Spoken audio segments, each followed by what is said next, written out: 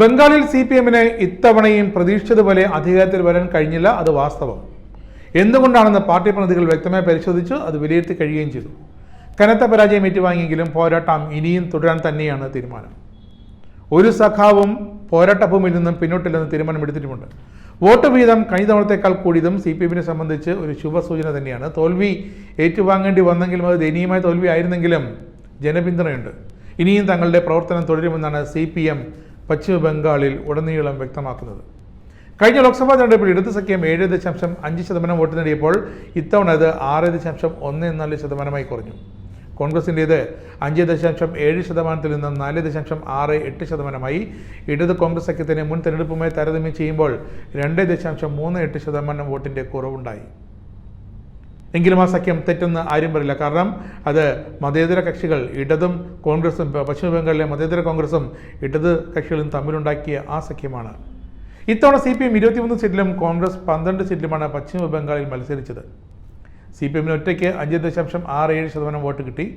യുവ നേതാക്കൾ ഉൾപ്പെടെയുള്ള മത്സരിച്ച മണ്ഡലങ്ങളിൽ പാർട്ടിയുടെ വോട്ട് വീതം 10%-ത്തിലും മുകളിലേക്ക് എത്തിയത് ശ്രദ്ധ നൽകേണ്ട ഒരു കാര്യമാണ്. JNU-ലെ SFI നേതാവ് ദീപ്തിഷ് ധർ മത്സരിച്ച സൊറാപൂരിൽ CPM 16.2% വോട്ട് നേടി. കൊൽക്കത്ത സൗത്തിൽ സൈറ ഷാ ഹാലിം 13.55%, ജാദവ്പൂരിൽ സുജൻ ഭട്ടാചാര്യ 16.52%. അങ്ങനെ അവർ ശരാശരിക്ക് മുകളിലുള്ള പ്രകടനമാണ് കാഴ്ചവെച്ചത്.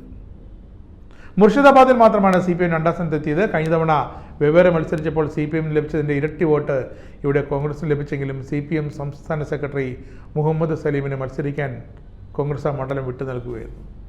ബഹരാപൂരിൽ അധീർ രഞ്ജൻ്റെ തോൽവി ഞെട്ടിക്കുന്നതായി ഇടതുകാർക്ക്. തൃണമൂൽ ഇടത് തേരോട്ടങ്ങൾക്കിടയിലും 5 തെരഞ്ഞെടുപ്പുകളെ കാത്തുനിന്ന മണ്ഡലം 85,000 വോട്ടിനാണ് അധീറിന് നഷ്ടപ്പെട്ടത്.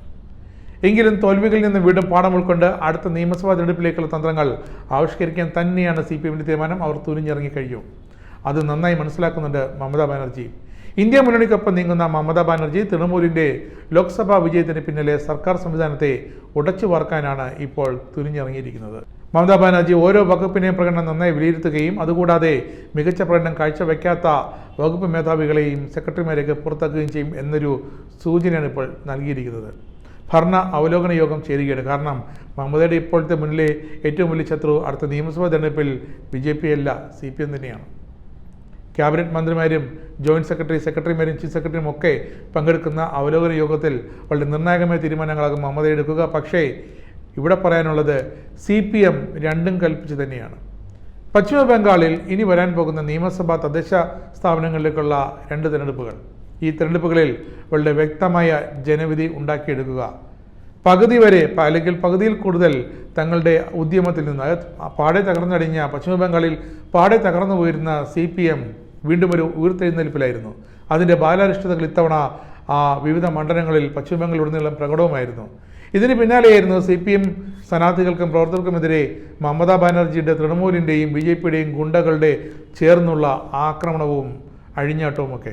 ഇതിനെയൊക്കെ അതിജീവിച്ചാണ് പലയിടത്തും ബൂത്ത് പിടുത്തം വരെ ഉണ്ടാകാനുള്ള സാധ്യതയുണ്ടായിട്ടും ഇതിനെയൊക്കെ അതിജീവിച്ചാണ് കേന്ദ്രസേനയുടെ സംരക്ഷണയോടെ CPM പ്രവർത്തകർ വോട്ട് തേടി ഇറങ്ങിയതും അവർ ധൈര്യമായി പോയി പോളിംഗ് ബൂത്തുകളിൽ വോട്ട് ചെയ്തതും. എന്തായാലും പശ്ചിമ ബംഗാൾ ഒരു മാറ്റത്തിൻ്റെ പതയിൽ തന്നെയാണ്. പശ്ചിമ ബംഗാൾ ചുവന്നുകൊണ്ടിരിക്കുകയാണ്. മമതാ ബാനർജിക്ക് ഇനി നഷ്ടപ്പെടാൻ ഒന്നുമില്ലെന്ന് അവർ കരുതുമ്പോഴും അവരുടെ മുന്നിൽ ഇപ്പോൾ BJP അല്ല ഒരു വലിയൊരു പ്രതിപക്ഷ നിരയിലേക്ക് ഉയർന്നുകൊണ്ടിരിക്കുന്നത്.